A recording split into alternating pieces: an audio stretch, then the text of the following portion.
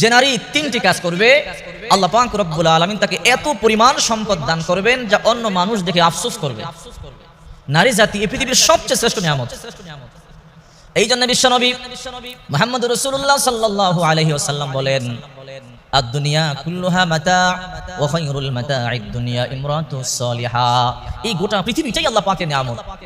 তবে নিয়ামতের মধ্যে অনেক পার্থক্য আছে। যত নিয়ামত আল্লাহ পাক রব্বুল আলামিন আমাদেরকে দান করেছেন, এর মধ্যে সর্বশ্রেষ্ঠ নিয়ামত হলো নারী জাতি। এই জন্য বিশ্বনবী মুহাম্মদ রাসূলুল্লাহ সাল্লাল্লাহু আলাইহি ওয়াসাল্লাম বলেন, ইস্তাউসু বিন নিসাই খায়রা ফা ইন্নাহুন্না খুলিকনা মিন দিলা। তোমরা তোমাদের বিবিদের সাথে ভালো ব্যবহার করো, স্ত্রীদের সাথে ভালো ব্যবহার করো। এদেরকে বাম পাজরের বাঁকা হাড় দিয়ে সৃষ্টি করা হয়েছে। বাঁকা হাড় সোজা করতে যেও না, তাহলে ভেঙে যাবে। তার মানে অতিরিক্ত শাসন করতে যেও না। আবার বাঁকা বাঁকাই ছেড়ে দিও না, বাঁকা বাঁকাই থেকে যাবে। সাহাবাকে অবাক হয়ে গেছে, ইয়া রাসূলুল্লাহ, বাঁকাও সোজা করতে যাব না, ভেঙে যাবে। আবার বাঁকা বাঁকাই ছেড়ে দিতে দেওয়া যাবে না, তো করবো কি? সোজা করলে ভেঙে যাবে, আবার বাঁকাও ছাড়া যাবে না। বিশ্বনবী মুহাম্মদ রাসূলুল্লাহ সাল্লাল্লাহু আলাইহি ওয়াসাল্লাম তখন বললেন, ফাইজুহুন্না, বুঝাইতে থাকো, ওয়াজ করতে থাকো। ওয়াজ করতে করতে জীবন পার করে দাও, পরকালে আল্লাহ পাক তোমাদেরকে উত্তম প্রতিদান দান করবে। নারী জাতি এরা খুবই কোমলমতি, এদেরকে অতিরিক্ত শাসন করতে যেও না, তাহলে দেখবে ভেঙে যাবে, তখন আর এদেরকে পাওয়া যাবে না। এই জন্য সাবধান, অতিরিক্ত শাসন করা যাবে না। এরা পৃথিবীর শ্রেষ্ঠ নিয়ামত, এরা ভুল করতেই পারে, এদেরকে বুঝাতে হবে। বলতেছিলাম যেই সমস্ত মা বোনেরা, যেই সমস্ত নারীরা তিনটি কাজ করবে, রব্বুল আলামিন দুনিয়াতেও কল্যাণ দান করবেন, পরকালেও কল্যাণ দান করবেন। রব্বুল আলামিন মনের আশাগুলো পূর্ণ করে দেবেন, চাহিদাগুলো পূর্ণ করে দেবেন এবং অধিক সম্পদের মালিক বানিয়ে দেবে। এক নাম্বার হলো যথা সময়ে ফজরের সালাত আদায় করা। যত সময়ে, সময় মতো ফজরের সালাত আদায় করা। মা আয়েশা বলেন, বিশ্বনবী মুহাম্মদ রাসূলুল্লাহ সাল্লাল্লাহু আলাইহি ওয়াসাল্লাম বলেছেন, ফজরের 2 রাকাত সুন্নাত, ফরজ নয়, সুন্নাতের দাম কত দেখেন। মা আয়েশা বলেন, বিশ্বনবী মুহাম্মদ রাসূলুল্লাহ সাল্লাল্লাহু আলাইহি ওয়াসাল্লাম বলেছেন, আসমান এবং জমিনের মধ্যে যা কিছু আছে, ফজরের 2 রাকাত নামাজ, সুন্নাত নামাজের তার দাম আল্লাহর দরবারে অনেক গুণ বেশি। 2 রাকাত সুন্নাতের দাম যদি এত বেশি হয়, তাহলে ফরজের দাম কত? বিশ্বনবী মুহাম্মদ রাসূলুল্লাহ সাল্লাল্লাহু আলাইহি ওয়াসাল্লাম বলেন, যে ব্যক্তি যথা সময়ে ফজরের সালাত আদায় করলো, ওই ব্যক্তি আল্লাহর জিম্মায় চলে গেল, সারা দিন আল্লাহর জিম্মায় থাকবে। আচ্ছা বলেন তো, যে ব্যক্তি আল্লাহর জিম্মায় চলে যায়, তার কোনো ভয় থাকতে পারে? তার টেনশন থাকতে পারে? সে তো আল্লাহর জিম্মায় আছে, পৃথিবীর কেউ তার ক্ষতি করতে পারবে না। বিশেষ করে মহিলা মা বোনেরা ফজরের সময় অলসতামি করে নামাজ পড়তে চায় না, ফজরের সময় ঘুমিয়ে থাকে। যদি আপনি ফজরের সময় মতো 2 রাকাত সালাত আদায় করতে পারেন, রাসূল সাল্লাল্লাহু আলাইহি ওয়াসাল্লাম বলেন, আল্লাহ পাক রব্বুল আলামিনের জিম্মায় চলে যায়। আল্লাহ পাকের উপর শান্তি বর্ষণ করবেন, বালা মুসিবত থেকে হেফাজত করবেন, তার প্রতিটা কাজের মধ্যে আল্লাহ পাক সফলতা দান করবেন। এই জন্য 1 নাম্বার হলো যথা সময় ফজরের সালাত আদায় করা। 2 নাম্বার হলো প্রতিটা কাজ বিসমিল্লাহ বলে শুরু করা। অনেক মহিলারা আছে কাজের শুরুতে বিসমিল্লাহ বলে না।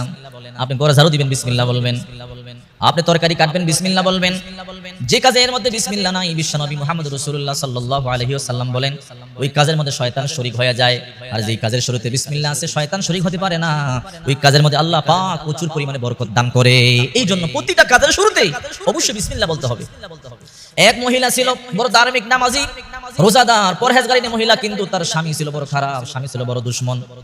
নামাজ পড়তো না, রোজা রাখতো না, মদ পান করতো, খারাপ কাজ করতো, অত্যাচার করতো। মহিলা যখন নামাজ পড়তো, তাকে ঈর্ষা করতো। মহিলা প্রতিটা কাজ বিসমিল্লাহ বলে করতো। সে মহিলাকে তিরস্কার করতো, তুমি যে বিসমিল্লাহ বলে কাজ করো, এই কাজ বিসমিল্লাহর মধ্যে কি পাইছো? তো ওই মহিলা বলে, বিসমিল্লাহর মধ্যে সব, এই বিসমিল্লাহর মধ্যে প্রচুর পরিমাণে বরকত রয়েছে। তো স্বামী তাকে একদিন বলল পরীক্ষা করব, কিন্তু স্ত্রীকে বলে নাই। স্ত্রীর হাতের মধ্যে একটা টাকার থলে দিল, থলেটা দিয়ে বলল, এটা তুমি রেখে দাও, আমি যখন চাইবো আমাকে দিবে। স্বামীর স্ত্রীর হাতে টাকার থলে দিল। স্ত্রী টাকার থলেটা কোথায় রাখলো, এটা স্বামী দূর থেকে তাকিয়ে দেখতেছে, একটা জায়গার মধ্যে রেখেছে, নির্দিষ্ট একটা সিন্ধুকের মধ্যে ভরে রাখবার পরে স্বামী দেখলো, চলে গেল। কিছুক্ষণ পরে স্ত্রী যখন তার কাজে ব্যস্ত হয়ে পড়লো, স্বামী আবার পিছন দিক দিয়ে এসে সেই টাকাগুলো এখান থেকে সরিয়ে কূপের মধ্যে ফেলে দিল, অন্ধকূপে, যেখানে কোনো মানুষ যায় না। এর অর্থ হলো কিছুক্ষণ পরে স্ত্রীর কাছে আবার টাকা দাবি করবে, দিতে না পারলে স্ত্রীকে ভৎসনা দিবে, বেয়াজ্জতি করবে যে তোমার বিসমিল্লাহর কোনো পাওয়ার নাই। এই টাকাগুলো এখান থেকে নিয়ে অন্ধকূপের মধ্যে ফেলে দিল। অন্ধকূপের মধ্যে ফেলে দেওয়ার পর কিছুক্ষণ পরে সে স্ত্রীকে বলে, স্ত্রী আমার টাকাগুলো দাও। আবার স্ত্রী বলে, টাকা ঠিক আছে, দেবা আসো। নির্দিষ্ট জায়গার মধ্যে গিয়ে বিসমিল্লাহ বলে হাত দিল। বিসমিল্লাহ বলে হাত দিতে দেরি, আল্লাহ পাক রব্বুল আলামিন তার হাতের মধ্যে আবার ওই টাকার থলে এটা পৌঁছে দিল। স্বামীকে টাকার থলে দিল। স্বামীকে টাকার থলে দেওয়ার পরে এইবার স্বামী বলে, বিবি এটা কোথায় পেলে? বলে, কেন তুমি তো আমাকে দিয়েছো। বলে, আরে আমি তোমাকে পরীক্ষা করবার জন্য দিয়েছিলাম, আবার গোপনে এখান থেকে নিয়ে অন্ধকূপে ফেলে দিয়েছে জঙ্গলার মধ্যে, সেখান থেকে কিভাবে আসলো? এবার স্ত্রী বলে, তুমি আমাকে বেজ্জতি করবার জন্য চেয়েছো। আমার আল্লাহ পাক রব্বুল আলামিন সবকিছু দেখেন এবং শুনেন। আমি প্রতিটা প্রতিটা কাজ আল্লাহর উপরে বিশ্বাস করে করি। আমি যখন আল্লাহর উপরে অগাধ বিশ্বাস রেখে বিসমিল্লাহ বলে রেখেছিলাম, আবার বিসমিল্লাহ বলে তোমার এই টাকাটা আমি ওই জায়গা থেকে আবার হাত দিলাম নেবার জন্য, হাত দিতে দেরি আমার আল্লাহ আমাকে বেয়াদবি করবেন না, আল্লাহর সাথে সাথে আবার ওই জায়গা থেকে উঠায় হয়তো আমার হাতে আবার পৌঁছে দিয়েছে। এই জন্য মানুষ যখন প্রতিটা কাজ বিসমিল্লাহ বলে ওই কাজে আল্লাহ শরীক হয়, আল্লাহ পাক ওই কাজের মধ্যে বারাকা দান করেন। বিশ্বনবী বলেন, আবু হুরায়রা, তুমি যখন কাজ করবে প্রতিটা কাজের মধ্যে বিসমিল্লাহ বলবে, কারণ যে কাজের মধ্যে বিসমিল্লাহ আছে ওই কাজের মধ্যে বারাকা আছে, যেই কাজের মধ্যে বিসমিল্লাহ নাই ওই কাজের মধ্যে বরকত নাই।